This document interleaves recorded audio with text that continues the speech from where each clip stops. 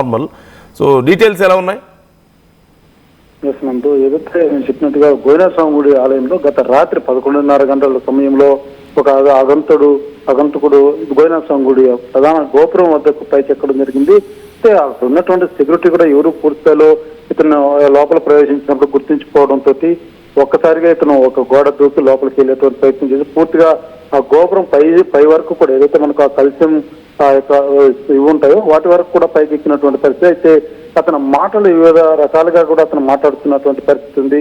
మానసిక స్థితి బాగాలేదా లేకపోతే ఎందుకు ఎక్కాడు అన్న కోణంలో మాత్రం పోలీసులు దర్యాప్తు చేస్తున్నారు. అయితే అక్కడ ఉన్నటువంటి అధికారులు మాత్రం పూర్తిగా నిర్లక్ష్యం మాత్రం చాలా పొట్టొచ్చట్టు కనబడుతుందని చెప్పాలి. ఎందుకంటే గోవిందస్వామి గుడి ఆలయం అనేది చాలా ప్రధానమైనటువంటి ఆలయం. ఈ స్థాయిలో లోపలికి వెళ్ళి పైకి ఎక్కి అంత గోపురం అంత హైట్ ఉంటుంది, అంత ఎక్కేంత వరకు కూడా గుర్తించిపోవడం అనేది మాత్రం మరి నేను చెప్పాలి. అదే రకంగా ఆ సమాచారం తెలుసుకున్న వెంటనే గుర్తించిన తర్వాత వెంటనే ఫైర్ సిబ్బంది కావచ్చు, ఇటు పోలీసులు కావచ్చు అతన్ని దించేందుకు దాదాపు 3 గంటల పాటు సమయాన్ని కేటాయించిన పరిస్థితి ఏర్పడింది. ఎందుకంటే చాలా హైట్ తో కూడుకున్నటువంటి గోపురం పైకి ఎక్కిన అతన్ని దించాలంటే అతను ఏది కూడా వీళ్ళు చెప్పేటువంటి మాటలు అతను ఈనటువంటి పరిస్థితిలో లేడు. ఏ చిన్న పొరపాటు జరిగినా కూడా పైనుంచి కింద పడిపోయేటువంటి పరిస్థితి ఉంటుంది. ఈ నేపథ్యంలోనే ఫైర్ సిబ్బంది కావచ్చు, పోలీసులు కావచ్చు చాలా సేపు వరకు ప్రయత్నించి ఒక తాళ్ళు సహాయంతో నిచ్చెన వేసుకొని అతను పూర్తి స్థాయిలో పట్టుకొని మాత్రం అదుపులో తీసుకున్నటువంటి పరిస్థితి. అయితే జరిగినటువంటి సంఘటన మాత్రం ఒక్కసారిగా ఉలిక్కిపడైనటువంటి పరిస్థితి ఏర్పడిందని చెప్పాలి. ఎందుకంటే గోవిందస్వామి గుడి ఆలయంలోకి సోమవారికి ఏదైతే ఆలయం క్లోజ్ చేసిన తర్వాత గుర్తు తెలియని వ్యక్తి లోపలికి వెళ్ళడం, ఎలా వెళ్ళాడు, అంత భద్రత ఉంటుంది, ఎలా వెళ్ళాడు అన్నది మాత్రం ప్రశ్నార్థకంగా మారింది.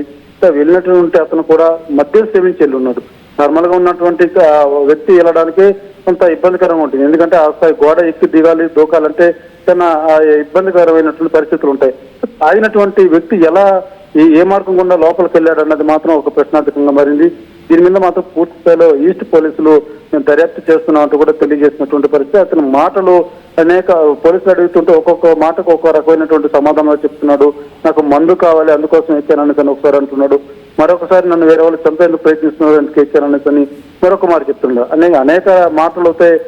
వినడానికి అతను ఒక మానసిక స్థితి సరిగా లేకుండా వెళ్ళినట్టుగా కూడా పోలీసులతో భావిస్తున్నారు. అయితే లోపలికి వెళ్ళేంత వరకు కూడా భద్రతా సిబ్బంది ఏం చేస్తున్నారు అన్నది మాత్రం ప్రధానమైనటువంటి అంశం. ఈ నేపథ్యంలోనే టీటీడీ అధికారులు కూడా పూర్తి స్థాయిలో విచారిస్తున్నటువంటి పరిస్థితి మాత్రం నెలకొంది. నందు, రైట్.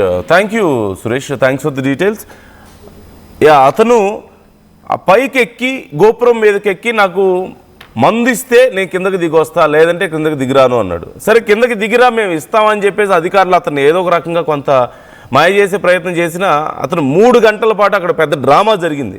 ఓ పక్క అధికారులు ట్రై చేస్తున్నారు అతను కిందకు తీసుకురావడానికి, మరో పక్క భక్తులందరూ అక్కడ గుమిగూడి ఆందోళన వ్యక్తం చేయడం.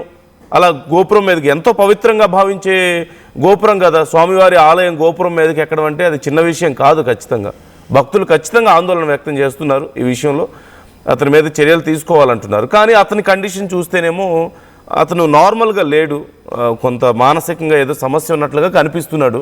ఎందుకంటే మనం ఇంతకుముందు మాట్లాడుకున్నట్లుగా ఒకవేళ మద్యం మత్తులో ఉన్నా అంతసేపు అదే మత్తులో ఉండడం కష్టం.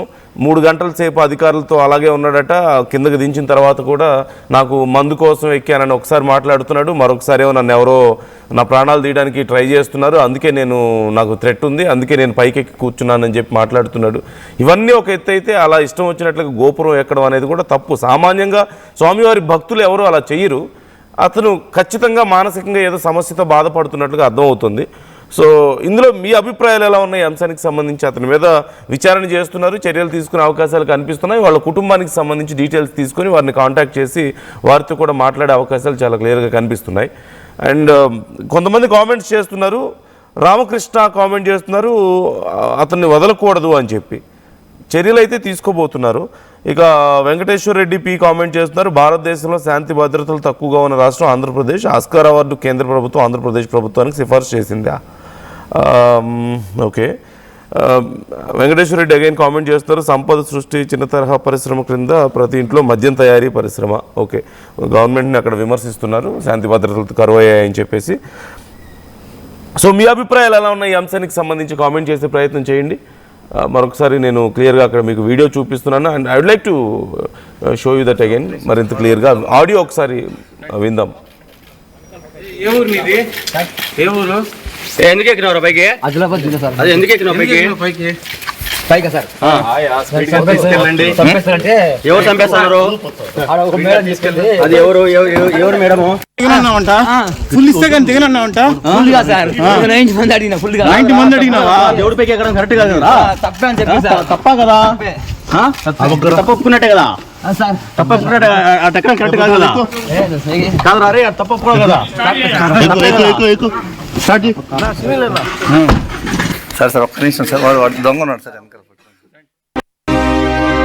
నగల సామ్రాజ్యం పెద్దది.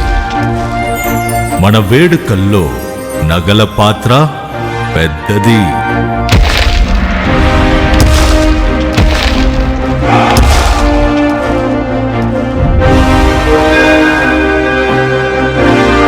నగల్లో మన సంప్రదాయం అది పెద్దది. అదే విధంగా నగలు కొనేటప్పుడు మీ సేవింగ్స్ కూడా ఇకపై పెద్దగా ఉంటుంది. బంగారు నగల చరిత్రలోనే లేని విధంగా అన్ని నగల తరుగును ముందు కన్నా ఇంకా తగ్గించాం. ఈ తక్కువ తరుగును చూస్తే వెంటనే నగలు కొనేస్తారు.